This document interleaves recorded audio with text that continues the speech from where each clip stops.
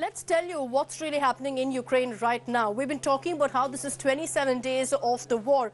The reason that we're continuing to highlight that is to also show you the sense of what's happening on the ground because of 27 days of war and how talks between the two countries, between Russia and Ukraine, hasn't really led to a letdown in the situation, in the violence on ground. First, let's focus on the city of Kherson. It's the southern city where, in fact, Russia has taken control, and yet the violence continues, the attacks continue. Civilians, however, are refusing to give in. They're continuing to fight back, showing unprecedented resilience. You had civilians in Kherson hitting the streets, protesting against Russians, only to be fired at openly by enemy troops.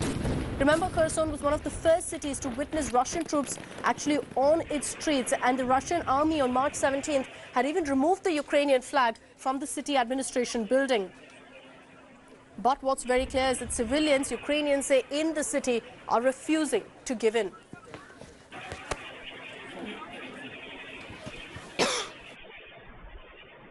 На вашій площі, на вулицях ми були всі разом з вами, 40 мільйонів українців нашої держави, мільйони і мільйони українців у світі. Ми всі бачили, як ви стоїте, які ви. Ми всі відчули, як ви хочете повернути свободу на землі, де, споглядаючи чумацький шлях, чумаки ходили по сіль.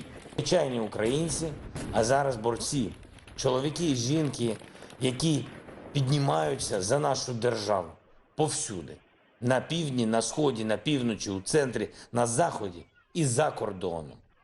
Піднімаються так, що ворог не вірить, що це дійсно реальність. Але ми змусимо їх повірити, змусимо запам'ятати, що до нас їм дороги немає. І ніколи не буде. У Київ, який мужньо і велично стоїть над Дніпром. Let's take this across now to Rajesh Pawar, who's been getting us every update from Kyiv. Rajesh, I want to focus on what's playing out right now in the city of Kherson. Disturbing images, really, of civilians who are protesting, being openly fired upon, being openly attacked. Tell us what's really the situation in a city that's reportedly under Russian control now. Kherson was the first town in Ukraine which was captured by the invading Russian forces. It is reported that protesters were protesting today against the Russian occupation in the Independence Square of Kherson city. When they were protesting, when the peaceful march was being taken out in the Freedom Square in Kherson city, it is reported that Russian troops have fired on these protesters, peaceful protesters, and have used stun grenades to disperse them. A lot of people have been injured, and there are reports that people might have even died, though none of these figures have been confirmed or verified by any of the authorities so far. But let me tell you, in Kherson, there's a large number of people who resent Russian occupation, unlike what the Russians thought. They thought they'll be welcome there because most of the people were Russian speakers in Kherson, but it appears that most of the people now, the common people who are left behind in Kherson city, are not very happy with this occupation by the Russian forces of this town and were protesting against this occupation in the Freedom Square today morning when they were fired upon and were dispersed by force. And you know, even as we're getting all these details from Kherson on how protesters are being targeted openly now, another city where there's been maximum shelling and strikes that's been reported, maximum casualties also, Rajesh, is the city of Mariupol. Does it look like Russia could slowly, gain control of Mariupol like they have in Kherson? The UN agencies have also reported that they are unable to send any kind of humanitarian aid inside the city. Fierce fighting is reported between Russian forces and Ukrainian forces inside the city, though 90% of the city seems to be under control of Russian troops. But street to street and house to house fighting is going on in the built-up area inside the city. And this has led to great crisis, humanitarian crisis, which is unfolding there. Houses have been bombed, churches have been bombed, schools have been bombed. So the civilians in there are right now in a very difficult situation and are unable to leave the city. So it is truly a humanitarian crisis now unfolding in Mariupol. All right, Rajesh, thank you for getting us all of those details here on India Today. I also want to play out a report that Rajesh got us earlier about the situation in his city, in the capital of Kyiv, where there was another massive strike, this time on a supermarket in Kyiv. There's a lull in the battle on the outskirts of Kyiv city. There has been no fighting in the northeast in the Brovary area, which witnessed a big anti-tank battle a few days back. And the fighting in Irpin, Bucha, Gostomel in that area has also reduced a little bit. There was little fighting, but not intense like it was a few days back. However, the city was hit by two big missiles yesterday after a gap of almost 4 days. One of the missiles hit a supermarket, which was on fire after that, and it is reported that 6 people died in that. And we're next going to put out on our screens satellite images that show you exactly what the situation is in key Ukrainian cities, focusing especially on the city of Mariupol. And these images spell bad news for Ukraine, not just because of the kind of destruction you see all around, but you see the deployment of many Russian tanks ready for attack. Russian military vehicles are now seen on the streets of the left bank neighboring Mariupol, so they're inching closer and closer to the heart of the city. Artillery forces also remain deployed around each of the 3 cities of Mariupol, of Chernihiv and Kyiv, and they're continuing to fire on civilian areas with widespread damage seen to residential buildings, to industrial areas and to infrastructure. What these satellite images establish is that on day 27, Russia is inching closer to capturing many of the cities, not just Kherson. It looks like Mariupol could also fall soon, but Ukraine has made it very clear that they're not going to lay down their arms or surrender the city that easily. For the last...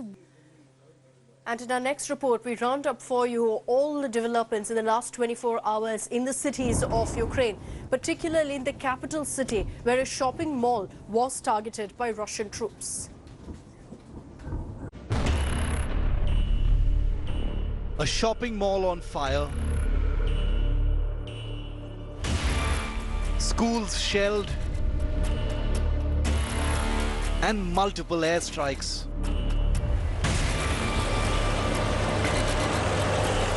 Ukraine continues to face the unsparing onslaught of Putin's war machine. With the Russian invasion of Ukraine entering its 26th day, the blood is continuing to flow on the streets of Kyiv, Mariupol, and many other cities and towns spread across this big country. Several buildings in the capital city of Kyiv have suffered damage from relentless Russian bombardment in the last 24 hours. A shopping center in Kyiv was heavily damaged after a massive explosion struck the capital city by Russian shelling, leading to at least 6 deaths. Images on your screen show the deadly aftermath of that attack, while rescuers continued to save residents. But the forces advancing from the direction of Hostomel to the northwest were repulsed by fierce Ukrainian resistance. The Russian forces have made an all-out assault on the port city of Ukraine's Mariupol with multiple airstrikes. The port city of Odessa too has witnessed huge destruction due to shelling from Russian naval artillery. But Ukraine continues to mount a counterattack on Russian forces. The country has refused to back down even after 26 days of constant battering. A Russian instance was targeted by Ukrainian forces, leading to a huge explosion off the coast of Odessa. Ukraine's President Volodymyr Zelensky says that direct talks with his Russian counterpart Vladimir Putin is the ultimate solution to end this extended battle. It is already the 25th day since the Russian military has been vainly trying to find imaginary Nazis from whom they allegedly wanted to defend our people, just as they are vainly trying to find Ukrainians who would meet them with flowers. And most importantly, the Russian military cannot find a way home. That is why our soldiers help them with the path to God's judgment. The focus of entire military operations have shifted to a small port city of Mariupol on Azov Sea coast. The city has been surrounded by the Russian troops. The Ukrainians are still resisting in some pockets in Mariupol, and it looks like more than 90% of the city is under Russian control. They have given a choice to the people there that they may leave They may lay down their weapons, and they can leave the city. They will not be harmed. But if they do not do that, then the offensive will progress, and many more casualties can be seen. With Rajesh Pawar in Kyiv, Ukraine, Bureau Report, India Today. And as we get you all the updates on the battle for Mariupol, which has reached, it's gone from bad to worse, essentially, in the last few days, as Russia is doing all it can to capture the city. In our next report, we decode exactly why that is. This is a hugely strategic, important city, because it's essentially deemed as the gateway to the Sea of Azov. But beyond that, Putin has his own reasons. First is, of course, the fact that in 2014, this city refused to fall to Russia. Add to that is the fact that for the last 25 days, Ukrainians have been defiant, refusing to give in, refusing to surrender and lay down their arms. Defiance is something that doesn't go down well with Putin.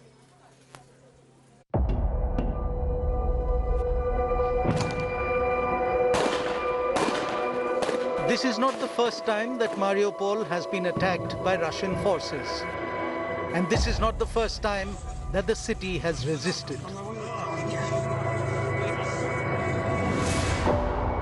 Russia tried to annex Mariupol in 2014 when it ate up Crimea and supported an uprising against Ukraine in the eastern regions of Donetsk and Luhansk.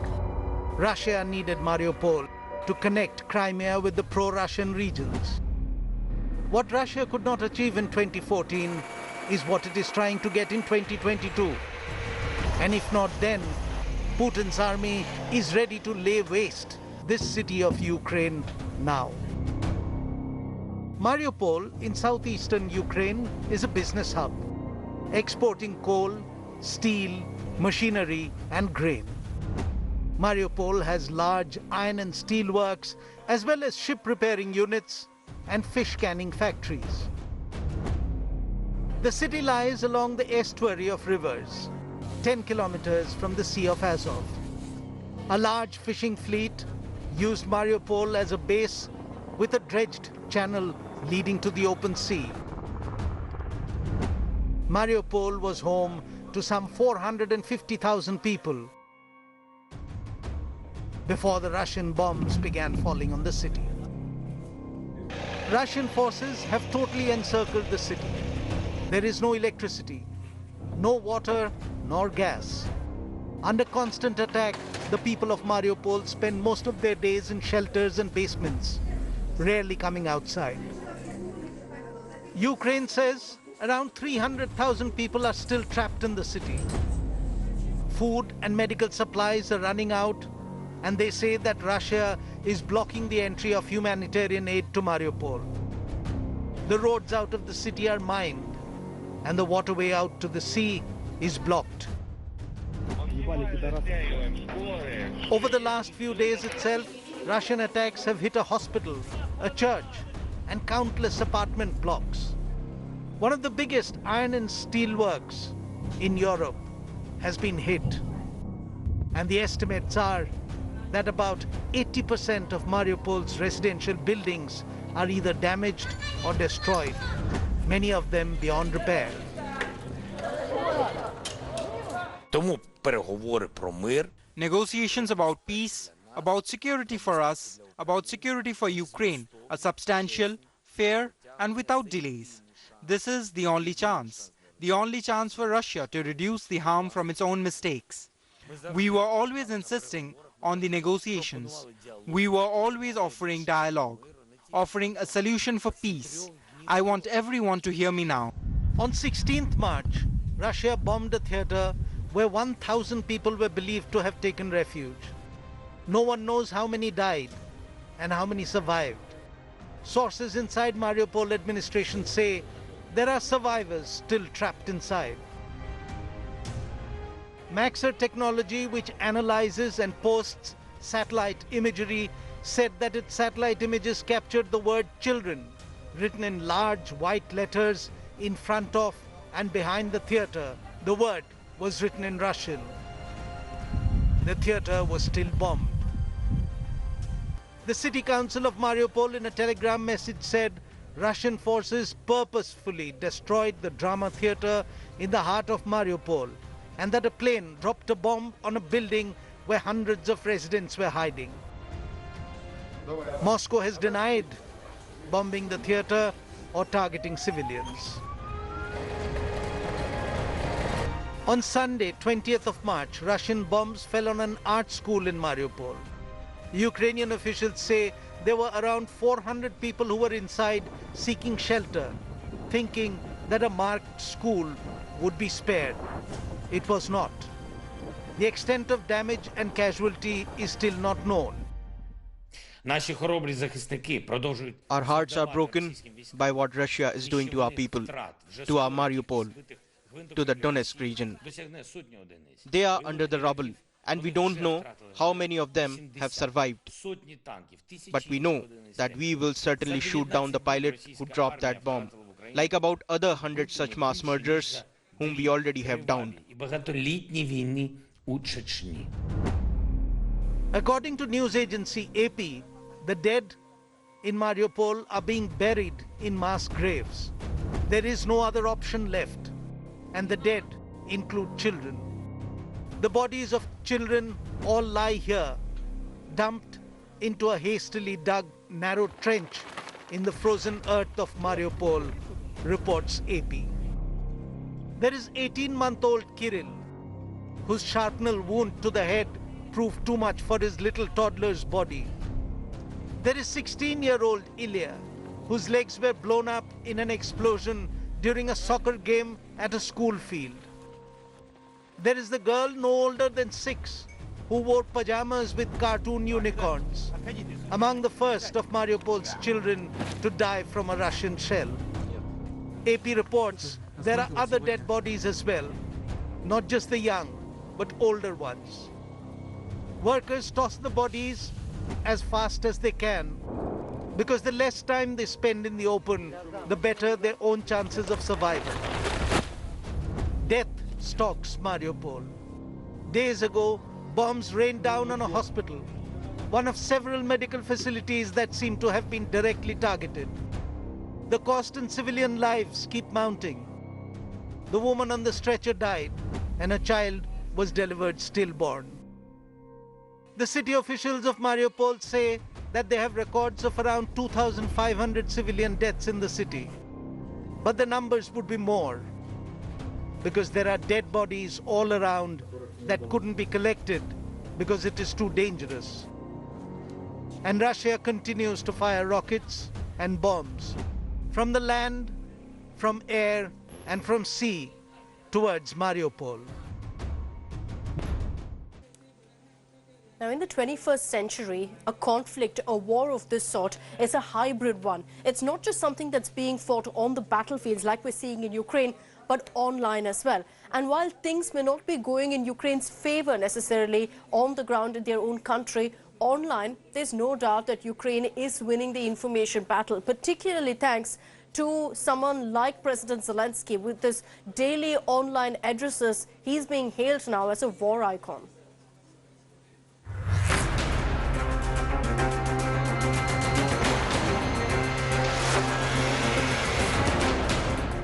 The Russia-Ukraine war is about to enter the 5th week. Moscow continues to rain missiles on key Ukrainian cities. But the war-ravaged Kyiv is still holding fort. While a war is being fought on the ground with guns and tanks, another is being fought online, the social media war. As the Ukrainian president remains bunkered down in Kyiv amid fears of assassination attempts, Zelensky's daily video addresses, usually published with English subtitles, have made him a war icon. Zelensky owes some of his success to Tesla's CEO, who agreed to the president's request to activate Starlink satellite internet in the war-torn country. Elon Musk activated satellite broadband services across Ukraine, allowing civilians an easy access to the internet. When it comes to taking on Russia, all hands are on the deck. Civilians have also joined the social media war, sharing success of their forces and exposing Russian attacks on schools and bomb shelters. Kyiv's mayor and former boxing champion Vitaly Klitschko for instance, shared evidence shattering Russian claims of not attacking residential buildings. Klitschko did that by visiting Russian targets and giving first-hand info. Ту пропаганду, що йдеться війна, звільнення України проти військових, бомбять, як і в Харкові, як і в Маріуполі, як і в Чернігові, житлові райони. І зараз мета агресора, мета орків – наше рідне місто, місто Київ. Thanks to its relentless digital drive, Kyiv is getting international support. Football legend David Beckham has handed over his Instagram account to a Ukrainian doctor working in Kharkiv. Beckham has over 70 million followers on the photo-sharing app. Hi everyone, so I'm handing over my social media to Irina, the head of the Regional Perinatal Centre in Kharkiv, Ukraine. There she is working with pregnant mothers to help them give birth safely. Привет, друзья! Меня зовут Ирина. Я сегодня оккупировала инстаграм-страницу Дэвида Бекхэма. В мирное время я руководитель Харьковского регионального перинатального центра и детский анестезиолог. Actors Mila Kunis and Ashton Kutcher have raised over $30 million for Ukrainian refugees fleeing the country. Kunis, who was born in Ukraine, and Kutcher have expressed gratitude for the outpouring of support. We hit our goal. Over $30 million raised. Over 65,000 of you donated. We are overwhelmed with gratitude for the support. And while this is far from a solve of the problem, our collective effort will provide a softer landing for so many people as they forge ahead into their future of uncertainty. In the ever-intensifying information war, Ukraine has dominated the social media right from the first day of Russian invasion. Bureau Report, India Today.